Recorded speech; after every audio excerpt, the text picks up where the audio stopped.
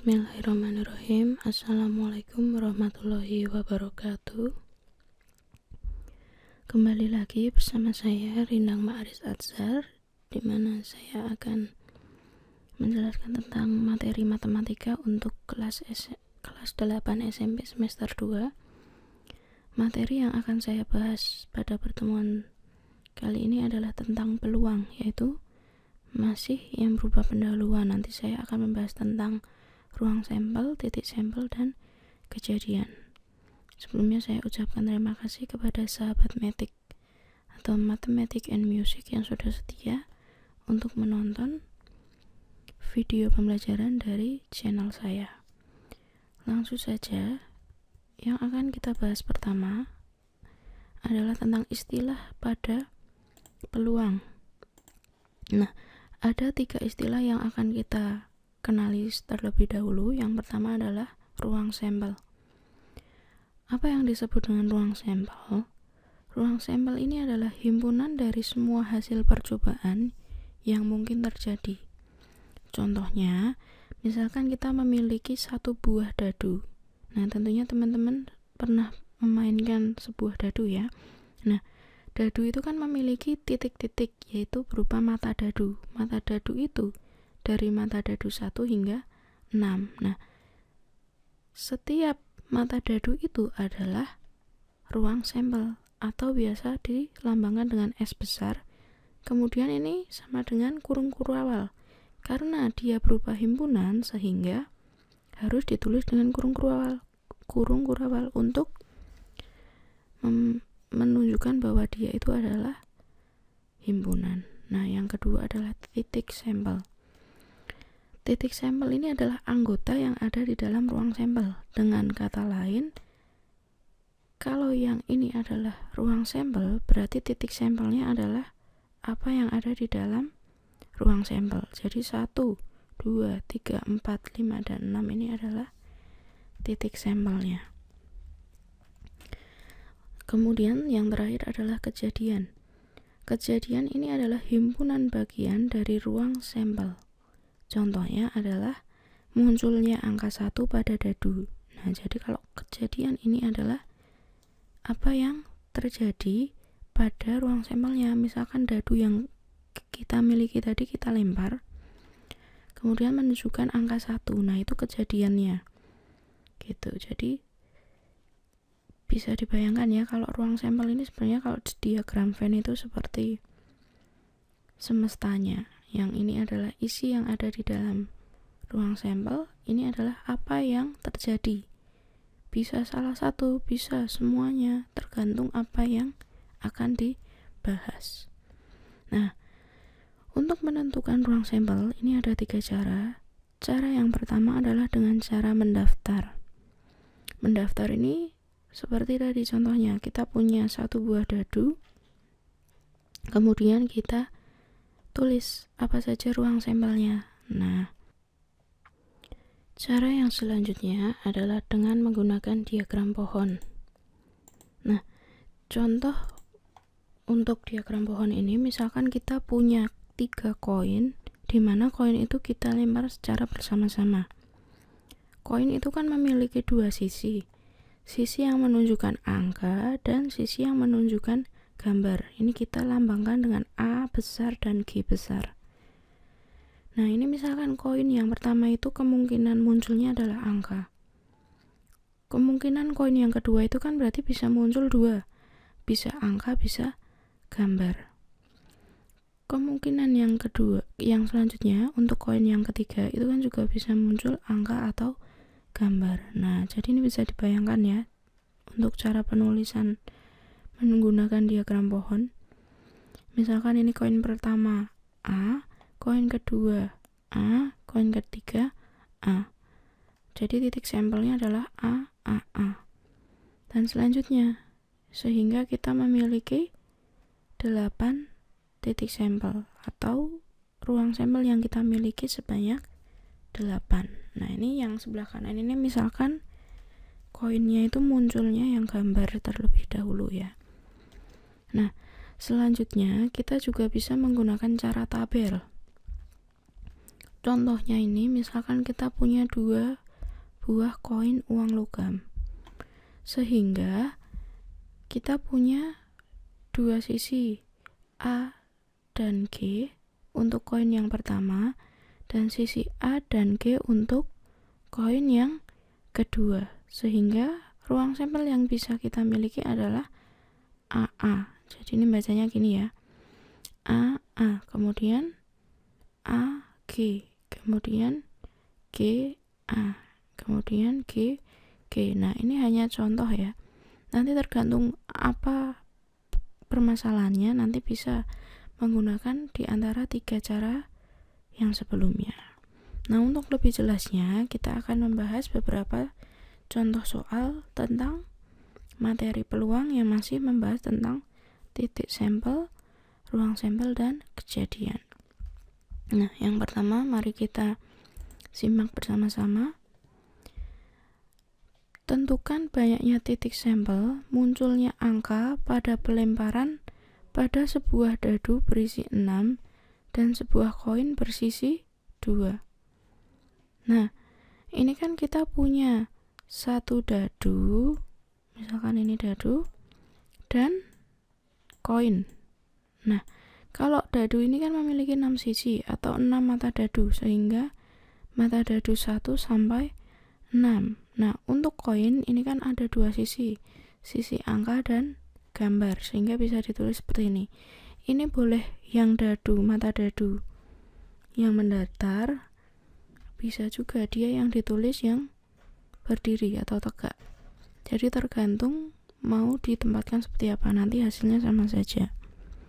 Nah, berarti ruang sampel yang dimiliki A1, A2, A3, A4, A5, A6, dan seterusnya sampai G6. Nah, ini tinggal kita data saja anggota-anggota dari ruang sampelnya.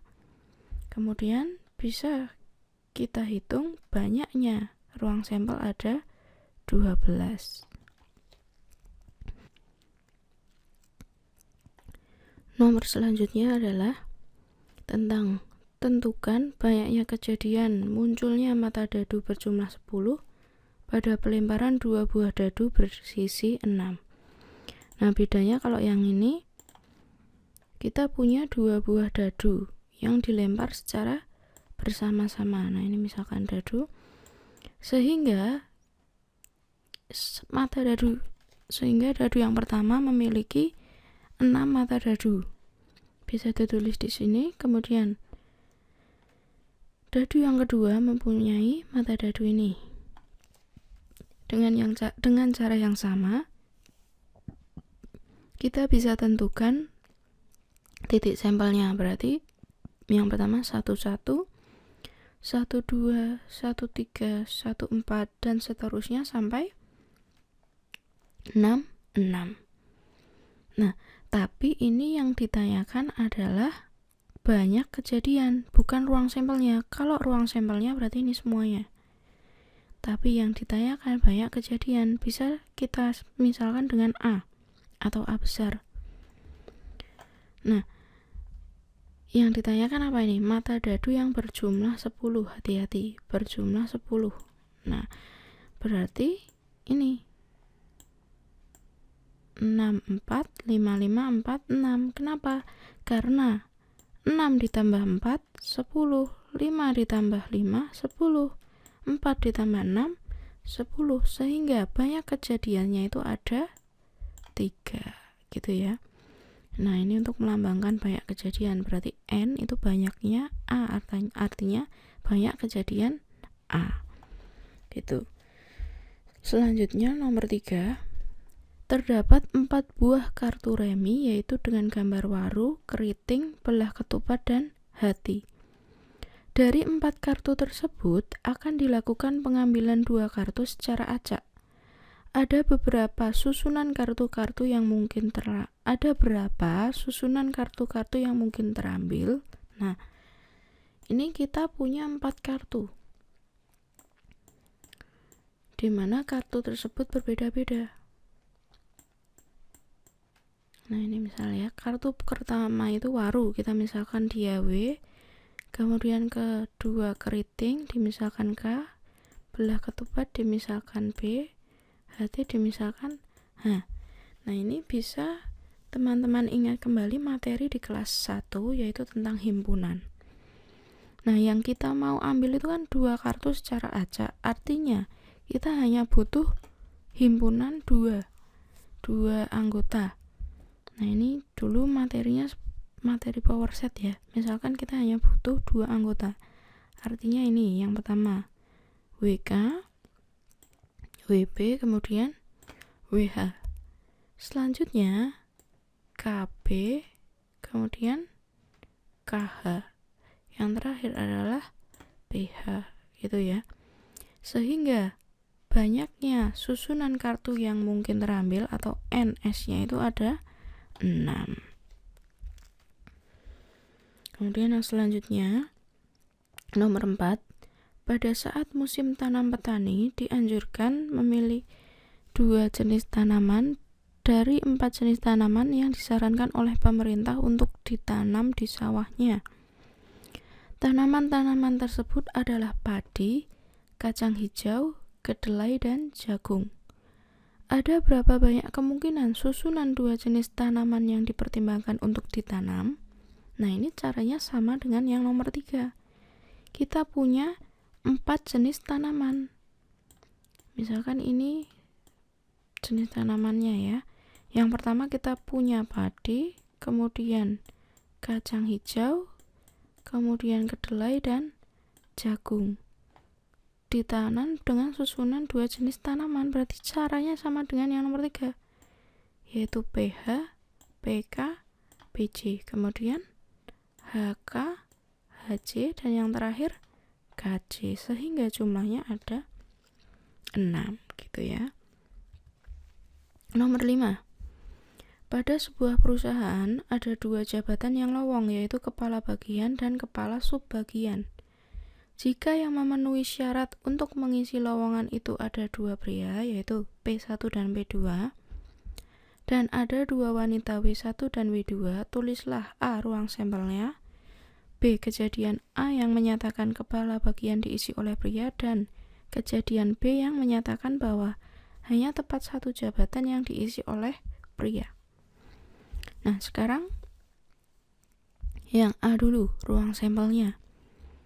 Ini kan berarti kita punya 4 orang ya, ada 2 pria dan 2 wanita, di mana mereka akan mengisi 2 jabatan. Berarti caranya bisa menggunakan cara tabel. Nah ini, sebenarnya kalau teman-teman mau menggunakan cara mendaftar boleh, tapi karena ini terbilang banyak, saya memilih menggunakan tabel. Selain itu, nah kalau yang nomor 3 dan nomor 4 dia kan urutannya dibolak-balik, itu kan maknanya sama. Tetapi untuk yang ini, kalau dia urutannya dibolak-balik, dia berbeda makna karena berbeda orangnya. Jadi lebih dianjurkan menggunakan tabel. Nah bisa kita lihat, misalkan P1, P2, P1, W2, ini juga ya. Dengan asumsi ya, yang pertama itu kepala bagian, yang kedua kepala subbagian. Artinya ini kepala bagian, yang ini kepala subbagian. Nah, kenapa yang ini tidak diisi? Karena ini kan nanti jadinya P1, P1. Padahal tidak mungkin kalau P1 itu menjabat 2 jabatan sekaligus sebagai kepala bagian dan kepala subbagian. Jadi ini dikosongkan. Begitu pula dengan yang ini, berarti P2 dikosongkan, W1 dikosongkan, W2 dikosongkan. Nah seperti yang ini tadi kan, ini P1 P2, yang ini ada P2 P1, berarti kan beda maknanya, berbeda dengan yang permasalahan yang selanjutnya. Jadi itu tetap dihitung nanti ruang sampelnya. Nah berarti yang A, ruang sampelnya apa saja ya, ini tinggal kita data gitu ya, gampang. Yang B sekarang, kejadian A yang menyatakan kepala bagian diisi oleh pria, berarti kepala bagian diisi oleh pria, logikanya yang pertama harus P. Jadi kita data yang depannya ini P, gitu ya. Yang B, kejadian B yang menyatakan bahwa hanya tepat satu jabatan yang diisi oleh pria. Berarti tinggal kita pilih saja yang isinya pria semuanya. Nah, ini kalau misalkan kita tuliskan. Sudah saya rangkumkan, gitu ya. Nah, cukup sekian contoh soal dan materi yang bisa saya berikan tentang peluang yang masih kita bahas pada bagian ruang sampel, titik sampel, dan kejadian. Untuk slideshow yang saya tampilkan ini nanti bisa di-download di link deskripsi di bawah ini. Untuk video yang akan saya bahas selanjutnya adalah tentang peluang empiris dan teoritis. Nanti bisa teman-teman lihat di video selanjutnya. Kurang lebihnya saya mohon maaf. Billahil taufiq wal hidayah. Wassalamualaikum warahmatullahi wabarakatuh.